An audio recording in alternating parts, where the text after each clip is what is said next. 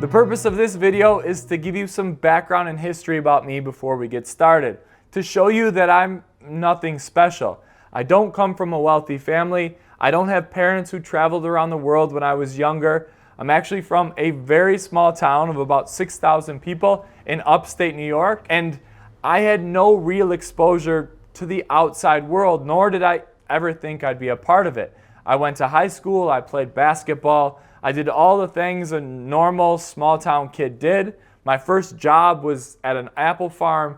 I ended up being a grocery store manager when I was in high school, and I went on to a college about 2 hours away from home. So all within this relative bubble of my hometown.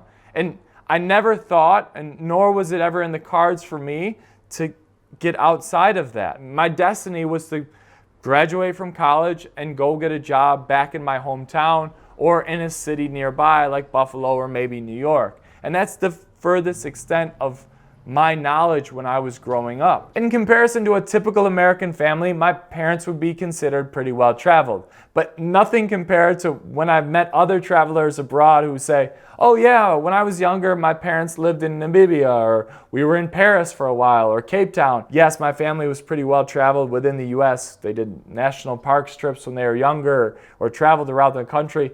But in comparison to the people I've met who travel, or travel bloggers, videographers, we are a far cry from those worldly explorers when I was growing up. My grandparents were actually a huge inspiration behind me wanting to travel. Once they retired, they started doing bike trips all over the world, and seeing their photos and hearing their stories from the Swiss Alps and Alaska really triggered that passion, that desire to go out and see the world. But first I had to get through high school, and the only thing I cared about in high school was girls and basketball. That's where I spent all of my time and energy, and that transferred right into college, where I spent my freshman year playing basketball and partying as much as possible. And it's where I almost got kicked out of school. And I went home between my freshman and sophomore year and decided it was time to change everything. I went back to school that next year. I decided to stop playing basketball. I got a new mentor and advisor, and he really was the person, the catalyst that pushed me in the right direction. I switched my majors from liberal arts to finance and economics, and I set up an idea that I was going to study abroad at some point. It was actually this advisor who told me that studying abroad was one of the most important things I could do with my life. And so the first semester of my junior year in college, I studied abroad in London.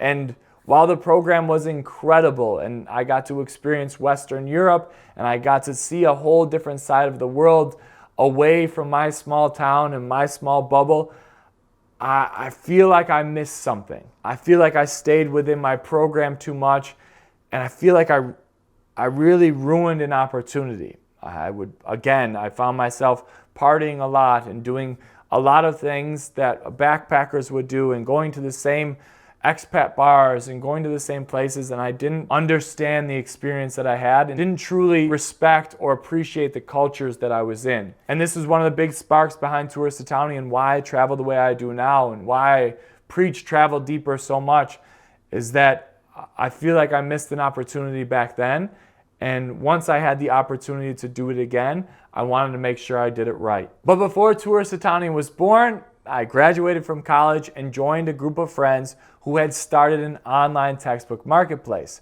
I became the director of marketing, and over the next few years helped develop this business into the third largest online textbook marketplace in terms of inventory in the US. And we opened up stores in New York and Utah and California.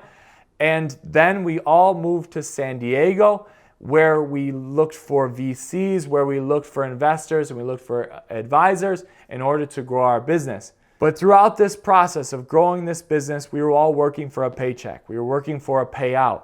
And I realized when living here in San Diego, actually, that I wasn't happy with what I was doing. I wasn't passionate about the book business. We were just trying to find the lowest prices, and we weren't focused on the why. We weren't focused on the substance of our lives. It was just a paycheck. I just felt like there had to be something more I should be doing with my life. And along this same time, we all came together because financially things were chaotic and the organization was chaotic, and we were trying to solve problems constantly and bring in advisors that we didn't trust, and all these dynamics of a startup.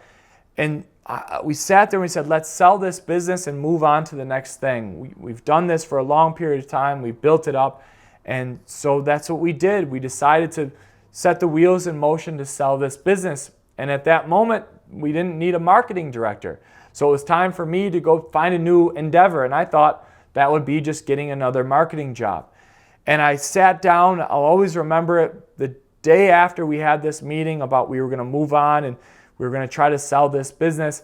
I sat at a coffee shop and thought, what am I going to do with my life? This is the time I have to take a leap. This is the moment. I don't have any strings attached. I don't need to be anywhere. I'm going to go and I'm going to travel. And so I actually went to lonelyplanet.com and I saw an article. It said something like, take your kids to Buenos Aires.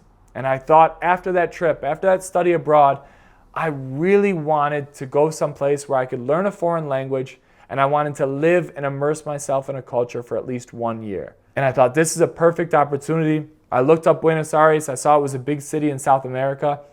That's the extent of the research I did. And within 2 months, I moved all my stuff out of my apartment in San Diego and took it home to my mother's house in New York. I flew to Buenos Aires, Argentina on a whim with no contacts, no Spanish knowledge, no plans. I just knew that I wanted to go and try to study and learn Spanish and work abroad for 1 year and try to become a part of a foreign community. So that's when I started touristatani.com, just to keep my friends and family back home in the loop of what I was doing and to showcase this concept of going from a tourist to not knowing anything or anyone to becoming a townie, as we call it. It's like a local, someone who knows everyone and everything in a certain place. And that was my goal. And my goal was 1 year. So within that time frame, I got a local job as a bartender in a microbrewery, thanks to some friends I met while playing basketball. I got 2 amazing Colombian roommates who helped me so much. I actually got a local girlfriend that helped me with my Spanish, as well as taking Spanish lessons. And I stayed away from any expat bars or backpacker locations that I had previously done when I was studying abroad in London. And this was my idea, and it hurt, and it was a struggle. And every day waking up and going to a restaurant and not speaking the language and talking to my fellow staff members at the bar, and they were yelling at me orders and things like that I didn't understand. It was painful, and it was tough, and it was the greatest decision of my life. And from there, I decided to keep it going. The traffic on the website was starting to build up, and I thought, I want to keep going. So I started a 5-year plan that consisted of moving to Colombia to learn salsa, then going to Bolivia to work with libraries, then going to Peru to learn how to cook Peruvian food, then Guatemala to work with an organization called Kiva, and then my 5th and final goal was to move to Brazil and get a job at the World Cup.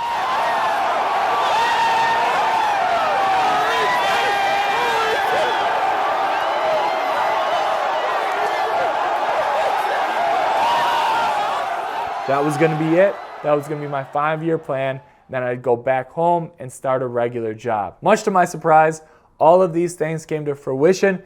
And in Brazil, I found it to be the most successful year of my life. Financially, contacts, I was learning Portuguese. I was having a great time. And I thought, if I walk away from this now, I will forever regret it. This has become my business. Traveling has become my life. And that brings us to this moment right now where I've been traveling around the world for 10 years. I make money online, and I thought it is now finally time that I want to pay it forward. And I want to create this course in order to help you guys live your dreams. And we'll talk about that in the next video.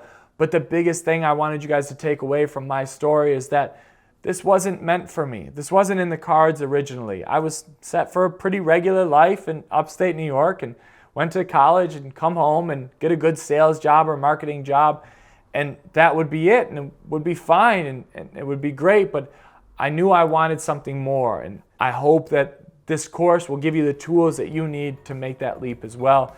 And we'll talk about that again, like I said in the next video, about your dream and your why and why you're going to do this and why you bought this program.